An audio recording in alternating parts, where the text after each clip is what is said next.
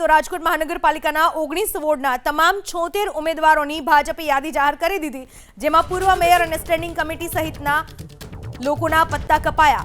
72 કોર્પોરેટરમાંથી ભાજપે 20ને રિપીટ કર્યા છે। પૂર્વ ડેપ્યુટી મેયર કંચનબેન સિદ્ધપુરા, પૂર્વ દંડક સુરેન્દ્રસિંહ વાડા અને પૂર્વ શાસક પક્ષ નેતા વિનુ ઘવાની ટિકિટ કાપવામાં આવી। રાજકોટ શહેર ભાજપ દ્વારા વોર્ડ નંબર 13 માટે પંકજ લુણાગરિયા, મોહિત સિંહ જાડેજા, સોનલબેન સેલારા અને માધવીબેન બદ્રિકિયાના નામ જાહેર કરવામાં આવે છે। જાહેરાત થતાની સાથે જ વોર્ડના વિવિધ વિસ્તારોમાં કાર્યકર્તાઓએ આતિશબાજી કરી ફટાકડા ફોડીને જશ્ન મનાવ્યો। જો કે આ ખુશીના માહોલની વચ્ચે પૂર્વ કોર્પોરેટર નીતિન રામાણીની ટિકિટ કપાતા પક્ષમાં આંતરિક અસંતોષની જ્વાળાઓ ભભૂકી ઉઠી।